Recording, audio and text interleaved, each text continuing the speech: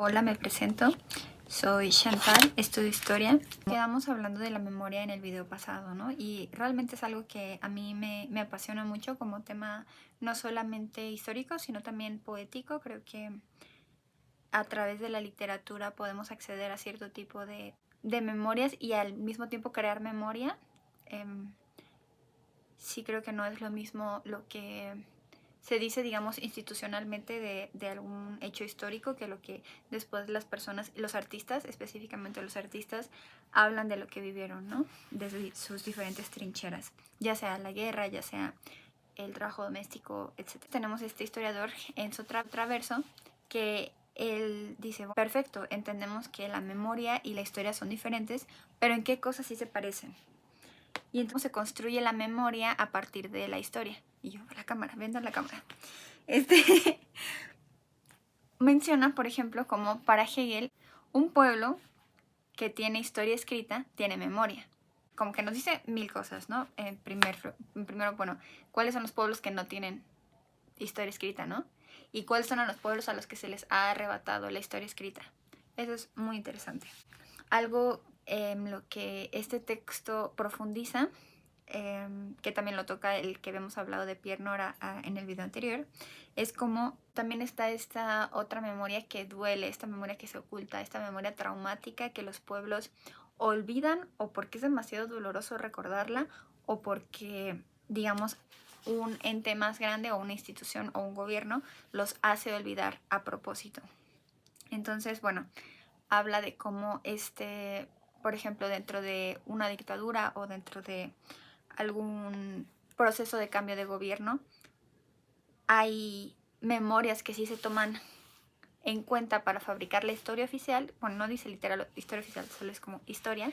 Y hay otras memorias que no, ¿no? O sea, las abuelas de la Plaza de Mayo, como los acontecimientos traumáticos que se reprimen, aunque se intentan reprimir, digamos, para siempre.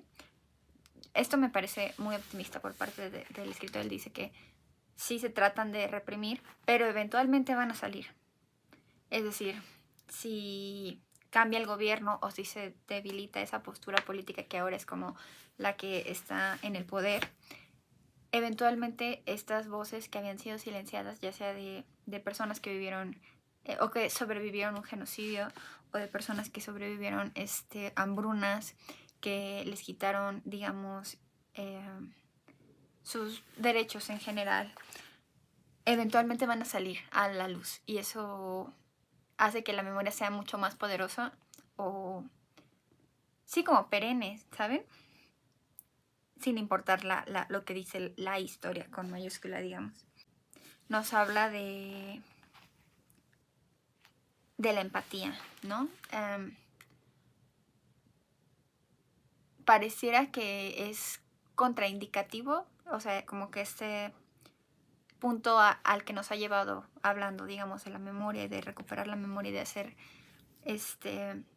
de que salen a la luz estas memorias, pero lo que dice es que sí, o sea, la empatía es muy importante para las víctimas, pero el trabajo del historiador es hablar de toda la historia, digamos, o sea, y es algo muy duro, es algo muy fuerte. Igual, supongo que cualquier persona puede tener una opinión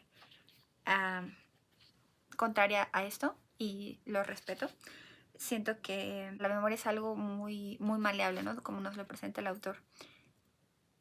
E inclusive memorias que, por ejemplo, se tratan de mantener en la familia, puede ser que ni siquiera en la propia familia se mantengan, ¿no? Y da el ejemplo de las familias migrantes, que... Y eso también es algo que he visto que se ha hablado, por ejemplo, en cuanto a las familias migrantes asiáticas que llegan a Estados Unidos, ¿no? Que muchas veces tratan de mantener como que las costumbres de... Bueno, supongo que pasa con cualquier nacionalidad, ¿no?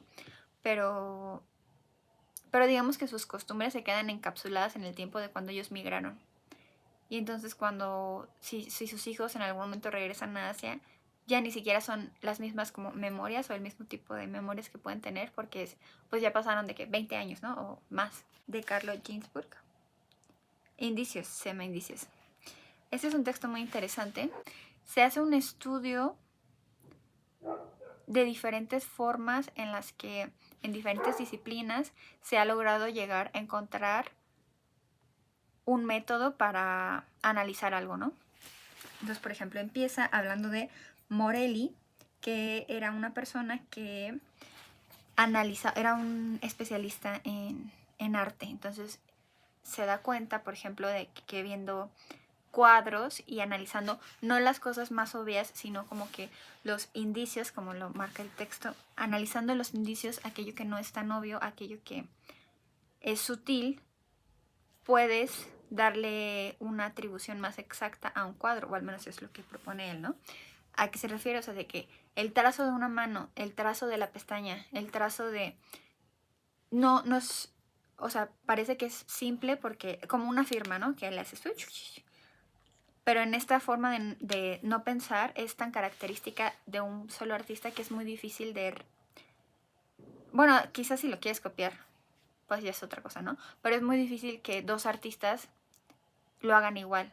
Entonces, si eres experto en cómo hace el trazo Da Vinci, quizá puedas encontrar todos los cuadros de Da Vinci, ¿no? Y es como lo no obvio. Y habla, por ejemplo, también de Holmes. Algo muy interesante. Bueno, Holmes es todo un caso. Es que pienso mucho en esto, ¿no? De que el propio Conan Doyle quería, pues, matar a Holmes, ¿no? Y estaba harto de su propio método inductivo para encontrar las pistas y solito trató de develar digamos, la trama que él hacía en el texto como para mostrarles a los lectores que Holmes ni siquiera era tan inteligente, solamente era él haciéndolo en la trama, porque tú sabiendo qué es el objeto, cualquier cosa puede ser un indicio, ¿no? No sé si han visto ese caso, que fue un cuento y que él recibió muchas cartas de los lectores porque decían como, ¿cómo puede ser posible que digas eso de Holmes? Pero bueno, entonces da otros ejemplos. Medicina, ¿no? Que en la medicina, pues cuando estás frente a una enfermedad, bueno, siendo un médico, pensando en que eres un médico, o un psicoanalista, ¿no? Tienes que resolver un misterio, ¿no? Ir como por las pistas. Y hablamos, por ejemplo, del desliz freudiano.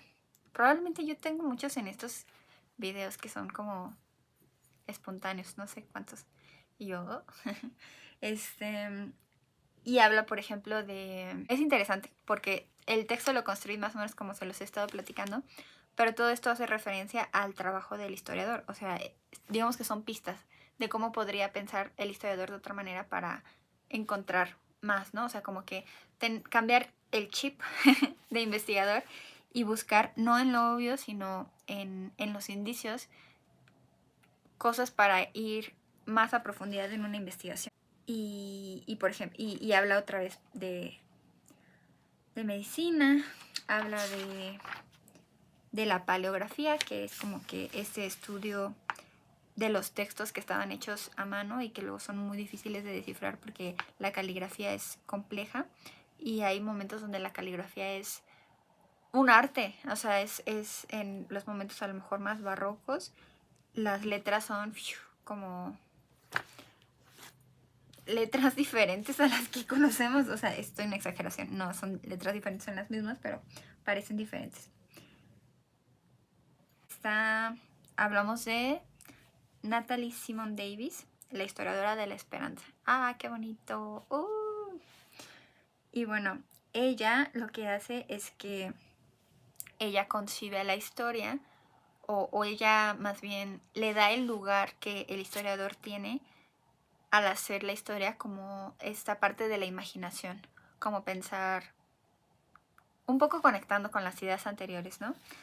Es a partir del acto de la creatividad, del saber no buscar en los lugares, o más bien buscar en los lugares que no son obvios, que se puede hacer una gran investigación histórica, ¿no? Entonces, ella habla de que la verdad es inacible, pero... Ay, qué bonito. Pero, pues que sí, o sea, el método, digamos, es un caso que para mí significa mucho porque de los primeros acercamientos que tuve con temas de la historia fue específicamente. Si una amiga habló de que le había gustado mucho algo que ella había visto y ella estaba estudiando historia. Las cartas de remisión. Las cartas de remisión son relatos de perdón que hacían condenados a muerte por homicidio, robo, falso testimonio, etc. Y entonces lo que hacían en estas cartas era pues pedir que los perdonaran, que básicamente era como si admitían su culpabilidad, que eso es lo interesante, ¿no? Normalmente pensaríamos como, no, dirían que son no, admiten que son culpables, pero en la creación de estas cartas explican por qué cometieron ese crimen, que pueden ser, les digo, cosas horribles, ¿no? Y es muy interesante eso, o sea, vivimos en una sociedad verdaderamente, porque ella lo que hace es reconstruir las historias que hay pues detrás de estas cartas, ¿no? Por un lado, sí, de lo que dicen, pero también entender pues qué tan válida es la fuente, ¿no? Porque obviamente pues si tú quieres salvarte de que te maten, lo más probable es que mientas o que mientas hasta cierto grado o que construyas una historia que no sea del todo verídica para salvarte de la condena. Entonces, sí ver la fuente, criticar la fuente como es, ¿no? O sea, pero también usar la creatividad para imaginar el caso y entender qué estaba pasando realmente en ese sistema de derecho, en ese sistema judicial, como quienes en esos momentos ayudaban a los acusados o podríamos decir culpables porque ellos admiten su culpabilidad. Quienes los ayudaban a escribir las cartas podían decirles como, no, es que mejor cuenta tu historia de esta manera para que así los convenzas o para que se sientan como que conmovidos y usaban como que mucho la retórica, estudiaban a Cicerón, estudiaban el Decamerón y tenían en general como que conocimientos de literatura para poder aplicarlos, digamos, a sus chanchullos. Bueno, pensando que no eran reales, pero probablemente solo soy yo de maliciosa y quizás sean, sí se les debería perdonar la vida. Bueno, luego tenemos a Margaret Macmillan con usos y abusos de la historia. Esto más o menos es lo que he estado diciendo desde el inicio, que es esta idea de que la ciencia en general, no solamente la historia, sino todas las ciencias pueden utilizarse para distintos fines, ¿no? Y esta autora analiza los usos y abusos que se le dan a la historia y empieza diciendo que es muy común y como un producto, digamos, de nuestro tiempo, que la gente al estar un poco alejada de las historias de la comunidad, las historias de las abuelas, las historias de, digamos, alrededor de la fogata, tengamos un interés por la historia, pero porque tenemos un interés, un genuino interés en saber de dónde venimos, quiénes estaban antes de nosotros, como por qué las cosas son así. Habla un poco de cómo esta sociedad contemporánea que se ha alejado un poco de la religión, que de alguna manera nos daba sentido de origen, también ha hecho que nos volquemos a ver hacia la historia, ¿no? Pero menciona, ¿no? Pero ¿qué tipo de historia es la que nos interesa? Entonces, por ejemplo, habla de que se ha puesto muy de moda esto de ver como análisis de tu ADN para saber quiénes son tus antepasados y cuánto porcentaje tienes de, no sé, cualquier, supongo que raza, no sé si nacionalidad. Que por cierto no lo hagan porque le están dando sus datos genéticos gratis a empresas privadas. No lo hagan. Que ella dice es que esta forma de querer comprender a la historia normalmente se da a partir del presente, ¿no? O bueno, como cuando sucede algo en nuestro mundo contemporáneo, como lo que pasó con Ucrania y Rusia, lo que pasó con Palestina, lo que pasó con cuando hay algo demasiado grande que parece incomprensible, parece que hay un interés en la gente en general por buscar las razones, ¿no? Y es cuando ella, por ejemplo, habla, ¿no? De cómo se disparan las ventas de libros sobre los tópicos que tienen que ver con los problemas actuales, recientes. Y eso es muy interesante, porque creo que es un error pensar que a la gente en general no le interesa la historia. Y la manera en la que ella le da luz a este interés que les digo, o sea, puede ser mucho de dónde yo vengo y de dónde viene mi familia, que también es, ella lo menciona, que es como un poco narcisista. Pero inclusive eso, pues tiene que ver con los intereses históricos. Habla de algo que me parece también muy interesante, que es como este interés que tienen el poder por usar la historia y ciertas cosas que sucedieron hace decenas o cientos de años para justificar su accionar, ¿no? Podría ser para bien o para mal, ¿no? Podría ser que digan, es que esta tierra nos pertenece a nosotros porque realmente nunca hubo un sistema de separación entre tal y tal, entre tal nación y nosotros, siempre estuvimos juntos.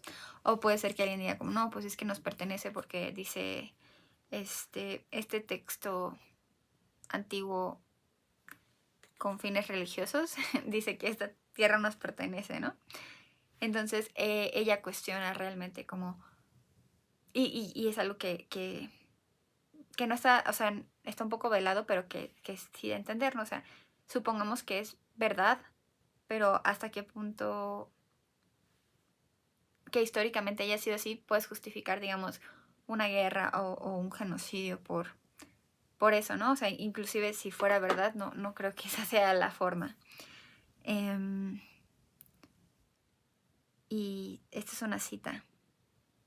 La historia, y quizás sea este el caso de hoy en día, puede ser también una vía de escape del presente.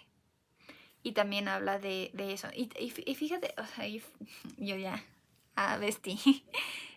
Creo que es algo que pasa mucho, por ejemplo, con las historias de la monarquía, ¿no? Que siento que son muy romantizadas y es como, wow, qué bonito y así. Pero realmente porque digamos que el yugo de la monarquía no nos tocó a nosotros, gracias a Dios. Y por eso podemos romantizarlo, ¿no? Pero probablemente si hubiésemos estado siendo un campesino cuando los últimos zares estaban, no sé, comprando miles y miles o bueno, yo, ¿cuánto valían los juguetes esos hechos como de plata? Quizá no podremos romantizar su vida. O quizá sí, bueno, la gente es rara, ahora que lo pienso. Me retracto. Habla de cómo a veces la historia puede haber sido injusta o que a lo mejor las opiniones y yo justamente retracta como a veces una figura puede ser vista como algo no tan bueno por sus acciones o que puede ser como hiperjuzgado por sus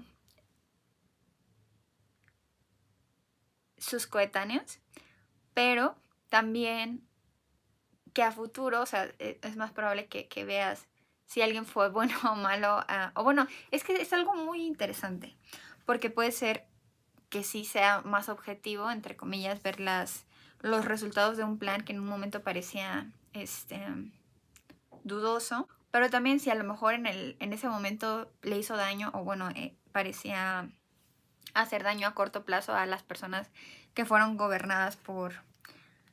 Y yo que el ejemplo que da es Harry Truman. Si fueron... Si sintieron que no fue un gran gobernador y que ahora se le ve como un gran presidente, bueno, para ellos, por haber dado las vías necesarias para ganar la Guerra Fría. Y yo ganar, ¿qué es ganar la Guerra Fría? Pero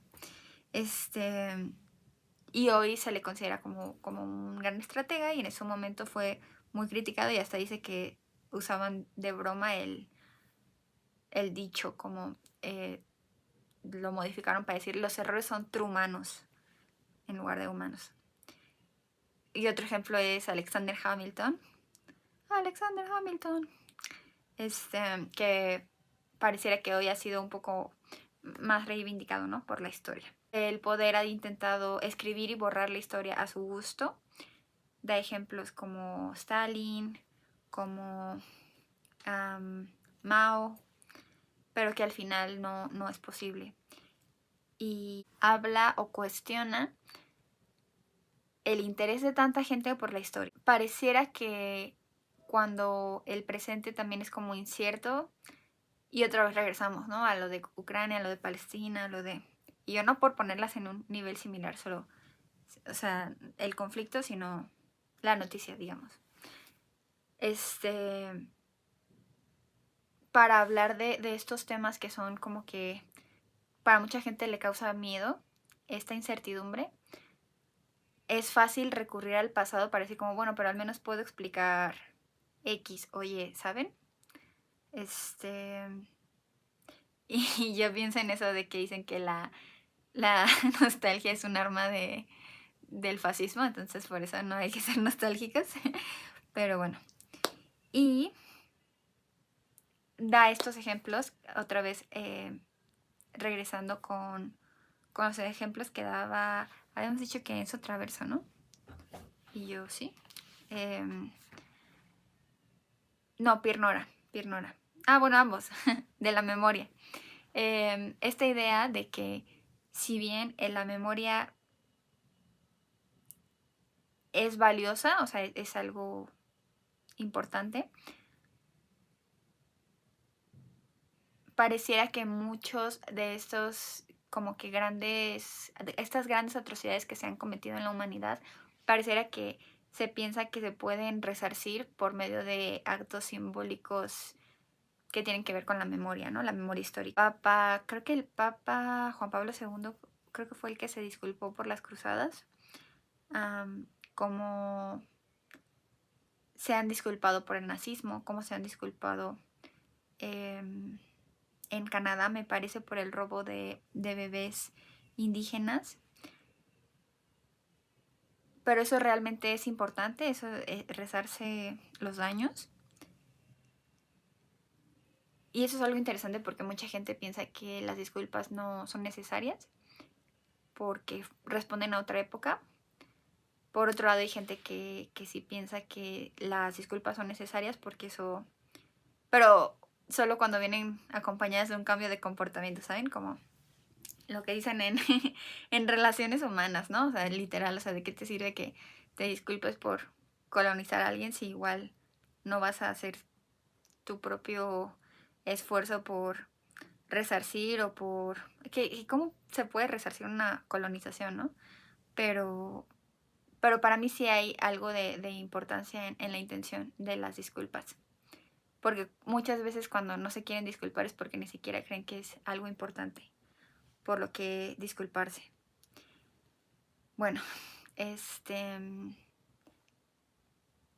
creo que algo que quisiera...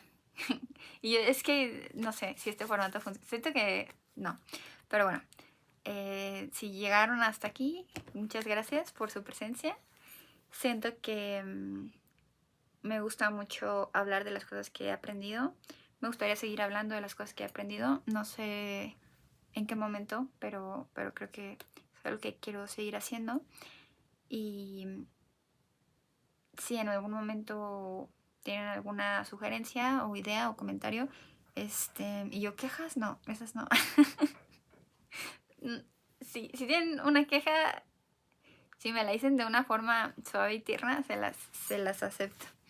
Entonces, creo que hay, o sea, como que sí, como que tengo muchas ganas de hablar de cosas y creo que por eso estoy haciendo este video, pero también espero que cumpla su función a futuro, que me ayude a no olvidar las cosas que me gustan y las cosas que luego pueden ser útiles, que luego digo como, quisiera no olvidar esto. Sé que hay gente que tiene memoria fotográfica o que puede recordar todo lo que piensa. Me gustaría ser una de esas personas, pero siento que este es un ejercicio para mi memoria, para poder hacer más lo aprendido, aprender lo aprendido. Pero bueno, no sé si agrego algo más o no, pero bueno. Suerte, bendiciones. Chao.